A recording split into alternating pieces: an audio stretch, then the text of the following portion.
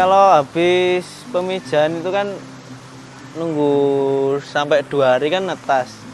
Dan habis netas itu dibiarkan saja sampai 2 hari atau 3 hari baru dikasih cacing, atau sebelum cacing itu dikasih pakan OB, pakan udang.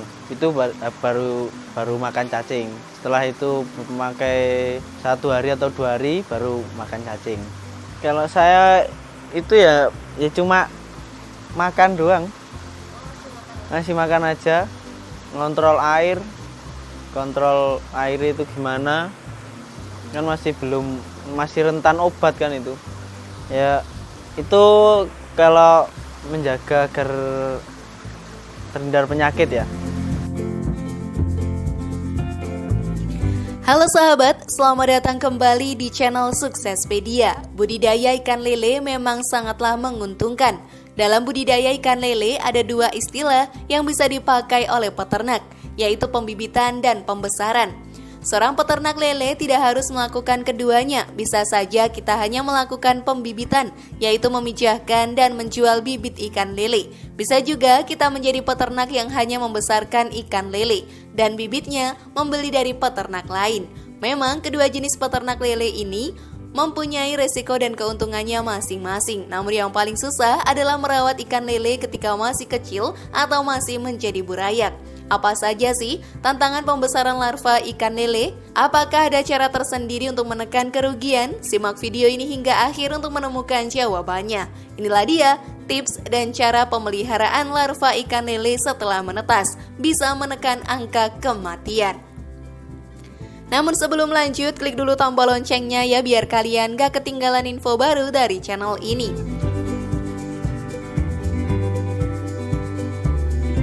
Pertama ya yang dilihat airnya dulu. Airnya kadang rusak, keruh gitu. Itu kan membuat bibit-bibit penyakit juga. Pakan juga, bahkan sebelum makan butiran itu lebih baik dikasih air dulu, bahkan direndam air baru dikasih nih, ditunggu beberapa menit lah baru dikasih makan biar ngembang. Bahkan kalau pengairan ada banyak sih sistem, ada yang tadi yang air hijau terus agak ke coklat kemerah-merahan itu bisa dipakai, tapi tanpa aliran seperti ini. Kalau kekurangan kelebihannya sih sebenarnya sama, cuman kalau saya sih lebih enakan pakai yang cara ini gitu. Katakanlah sistem sungai gitu aja weh. Soalnya kan air terus mengalir terus kan. Keuntungannya mudah sih kalau saya sistem ini. Walaupun berat di listrik kan ikan tetap maksimal lah. Sistem ini juga bisa meminimalisir angka kematian juga. Nanti kan tahu airnya jernih, itu kan tahu ukuran ikan juga. Kalau keruh kan nggak terlihat. Penyortiran. Apabila larva-larva ikan lele sudah bermunculan, maka langkah selanjutnya adalah perawatan larva-larva tersebut.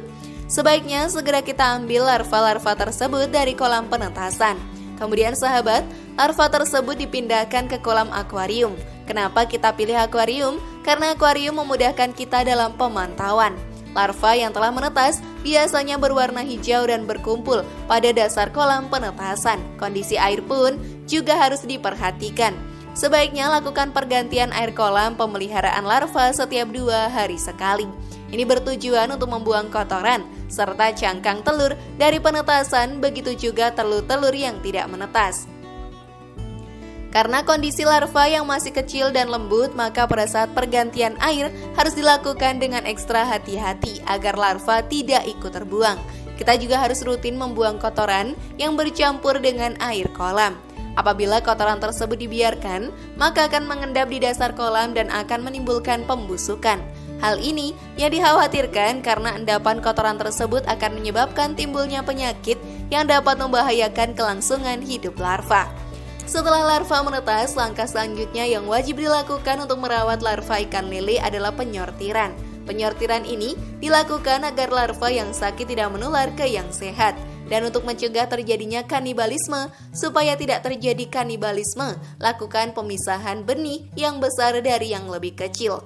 Lebih baik pemisahan yang terdiri dari dua ukuran, yaitu benih berukuran 2 cm atau lebih besar, dan benih berukuran kurang dari 2 cm. Selain menghindari kanibalisme, pemisahan benih sesuai ukuran memberikan kesempatan kepada benih berukuran kecil bertumbuh lebih cepat. Biasanya, dalam jangka waktu 3 hingga 4 minggu benih lele bertumbuh jadi ukuran 3-4 cm. Kadang ada juga benih yang pertumbuhannya sangat cepat hingga mencapai ukuran 5 cm. Karena itu benih lele sebaiknya disortir lagi.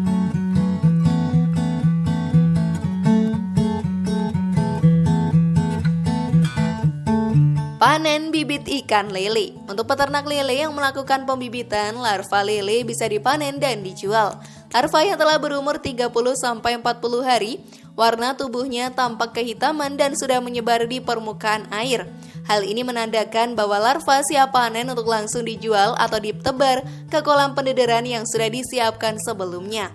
Pemanenan larva didahului dengan menutup saluran pemasukan air dan membuka outlet. Kemudian pada pipa outlet dipasang seser halus untuk menampung benih.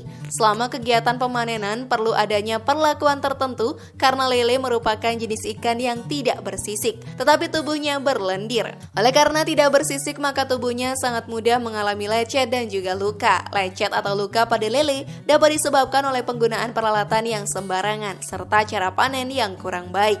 Waktu panen sebenarnya fleksibel sahabat, namun bibit lele ini bisa dipanen setiap 40 hari sekali jika melakukan pemijahan secara teratur. Dalam sekali panen kita bisa memanen sekitar 500.000 bibit loh. Kalau satu bibit harganya Rp120, sudah terbayangkan betapa keuntungannya. Biasanya, larva atau bibit lele ini dipanen ketika ukurannya sebesar 5,6 hingga 7 cm. Semakin besar tentu semakin mahal juga. Ya mungkin ngobat itu ya habis sortir itu di obat anti stres lah. Kalau ikan terserang penyakit ya ada lah ya obat. Kalau saya memakai PK dan Fura. PK obat stres itu atau pakai catfish itu juga bisa. Penyakit yang harus diwaspadai, mengenali, dan bisa mengatasi penyakit adalah salah satu kunci jika ingin sukses budidaya ikan lele. Penyakit biasanya dari mikroorganisme seperti jamur, bakteri, dan juga virus. Memahami penyakit bisa membantu mengatasi dan menghindari masalah yang menyerang ikan lele, sehingga hasil budidaya bisa meningkat. Selain penyakit, musuh lele adalah belut dan juga katak. Dua hewan ini biasanya menyerang benih ikan lele yang kolamnya berada di dekat areal persawahan. Selain itu ada juga ikan gabus dan ikan mujair yang bisa menjadi predator larva ikan lelemu. Salah satu penyakit sahabat yang sangat rentan menyerang larva ikan lele adalah cotton wool disease. Penyebab penyakit ini adalah bakteri Flexibacter columnaris yang menyerang organ dalam seperti insang. Gejala yang ditimbulkan adalah luka atau lecet-lecet pada permukaan tubuh, ada lapisan putih atau bintik putih, gerakan renang lambat dan ikan banyak mengambang. Faktor pemicu timbulnya bakteri adalah pembusukan sisa pakan di dasar kolam dan suhu air yang naik terlalu tinggi. Pencegahannya dengan mengontrol pemberian pakan dan mempertahankan suhu air pada 28 derajat Celcius. Selain penyakit ini, masih banyak loh penyakit lainnya. Untuk mencegahnya, selalu jaga kebersihan kolam dan kualitas airnya ya. Selain itu juga menjaga nutrisi dan keteraturan pemberian pakan juga sangatlah penting untuk kelangsungan hidup larva ikan lelemu.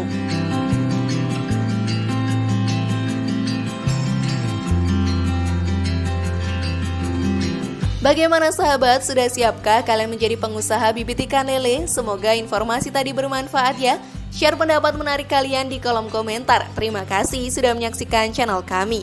Mari membangun channel Suksespedia dengan cara klik tombol subscribe, like, share, dan aktifkan tombol loncengnya.